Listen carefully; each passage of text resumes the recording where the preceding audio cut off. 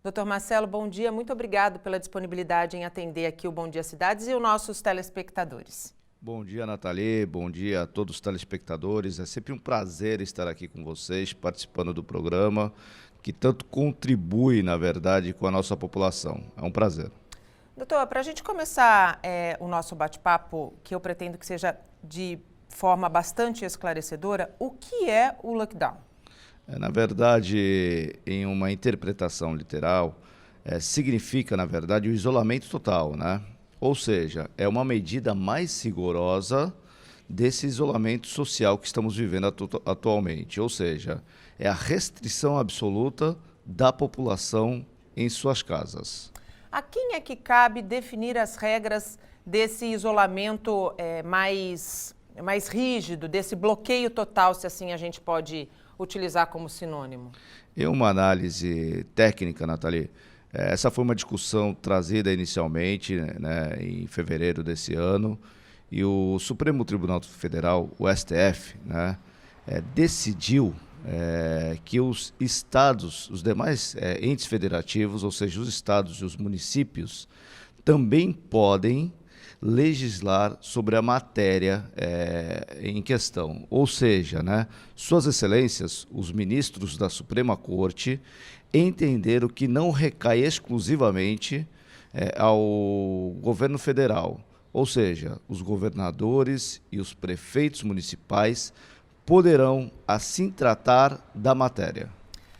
Pegando esse gancho e saindo um pouquinho do lockdown, mas como a gente está com esse assunto muito quente, o presidente da República, Jair Bolsonaro, ampliou aí a lista de serviços essenciais e colocou salões de beleza, barbearias e academias como serviços essenciais. 14 estados, governadores de 14 estados já se colocaram contra essa lista de serviços essenciais. Se o governador do estado de São Paulo, que deve se pronunciar ainda hoje sobre essa medida, também se posicionar contra, ele não precisa acatar essas relações, esses segmentos como serviços essenciais. Perfeitamente. Com a decisão da AD 6341, lá do STF, Nathalie, que eu acabei de citar, caberá exclusivamente ao governo federal? Não. Ele pode alinhar.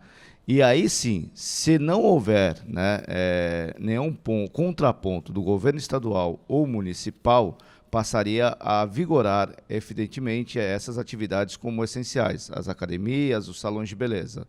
Contudo, né, caso haja algum contraponto, ou seja, o governo estadual ou mesmo o governo municipal, dispondo de forma contrária, não passará a vigorar essas atividades como essenciais.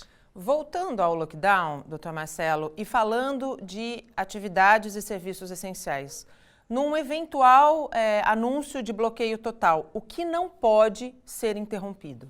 Recairá essa determinação justamente também ao governo. O governo federal já emitiu um decreto, né? Nós temos um decreto de março, onde o presidente da República trata em uma lista clara quais seriam os serviços essenciais: telecomunicação, transportes intermunicipais. Lá já trata. E os governos estaduais e municipais também estão tratando das matérias que serão determinadas essenciais ou não, ligadas à saúde, à segurança pública, à alimentação em relação às padarias, os supermercados, às farmácias. Então, haverá de ter uma lista, obviamente, objetiva e clara, onde constará este rol de atividades e serviços considerados essenciais. A telecomunicação também é um desses serviços considerados essenciais. No caso da decretação de lockdown, há muita dúvida com relação a quem pode sair de casa, por exemplo, profissionais que estejam dentro dessa categoria de serviços essenciais. Qual é a segurança? O que eles vão precisar fazer para poder sair de casa, se eles são serviços essenciais, e o cidadão comum eventualmente precisando sair de casa para um atendimento médico ou mesmo para uma simples ida ao supermercado. Como que eles devem proceder, doutor?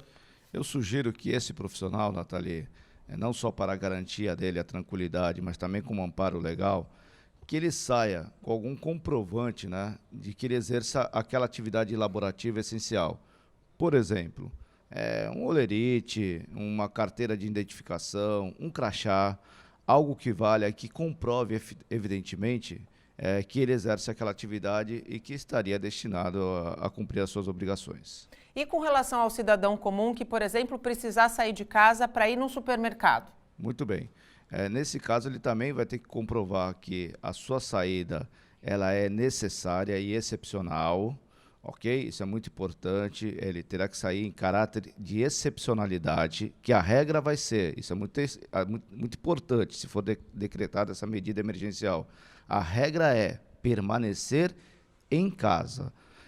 Pode ter exceção, doutor Marcelo? Sim, pode ter exceção, como uma ida ao supermercado, uma padaria, uma farmácia. Neste caso, ele deve demonstrar de forma muito clara a eventual abordagem de um agente público que ele está se destinando de forma excepcional àquele supermercado ou àquela residência. Por quê? Caso contrário, caso a justificativa dele não seja suficiente e plausível, ele poderá incorrer em medidas punitivas estatal. Medidas punitivas. Quais seriam essas? Quais são as sanções para quem eventualmente não obedecer ou não cumprir em caso de decretação de lockdown? Muito bem. Eu acredito que, uma vez determinada essa medida excepcional, né, de isolamento total, é importante que o governo, seja estadual, municipal, determine, evidentemente, quais são as medidas punitivas estatais, ok? Como, por exemplo, vem se aplicando multas. Uma vez não pagas essas multas, poderá ter o seu nome inscrito na dívida ativa. O acompanhamento, vamos dizer assim, de forma coercitiva daquele cidadão até a sua residência, o retorno à sua residência. Quando eu falo coercitiva, não falo violenta, tá? Só para que o nosso telespectador consiga entender. Coercitiva é ele acompanhar, o agente público acompanhar até o retorno da residência daquele cidadão. Obviamente, temo um pouco que essas medidas não cheguem e extrapolem o limite das boas condutas, inclusive dos agentes públicos, que eu acredito que aqui na nossa região, Deus permita que não aconteça. Há interpretações, Natalia, encerrando essa parte, que poderia o cidadão incorrer em modalidade criminosa, né? Dispõe o nosso Código Penal, sob a previsão daquele que infringe medidas do poder público no combate, né, à pandemia.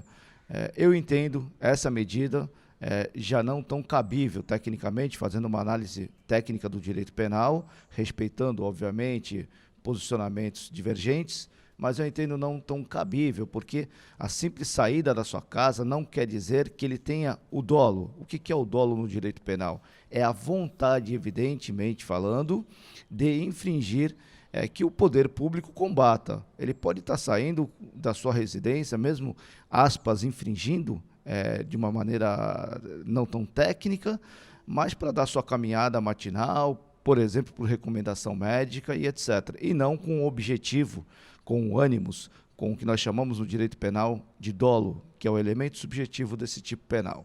Então, eu entendo um pouco forçada, né, a punição, quando se fala em uma punição criminal. Doutor Marcelo, a gente percebe, por exemplo, que com a obrigatoriedade do uso de máscaras, quem faz essa abordagem, essa fiscalização é a Guarda Municipal. No caso, por exemplo, da decretação de um bloqueio total, quem é que fica responsável por fazer esse controle da circulação de pessoas nas ruas? Além da Guarda Municipal, a Polícia Judiciária, a Polícia Militar, o cidadão comum também vai poder fazer a sua fiscalização, denunciando aquela terceira pessoa, aquele grupo de pessoas que estejam, obviamente, afrontando a determinação legal, né? Então, assim, além, evidentemente, dos agentes municipais, da Guarda Municipal, né, a Polícia Judiciária, como a Polícia Militar, poderá fazer, evidentemente, essa fiscalização. Há um tempo limite para a duração desse bloqueio total ou é de acordo com o que cada estado ou cada município avaliar como necessário? Não há um tempo pré-determinado.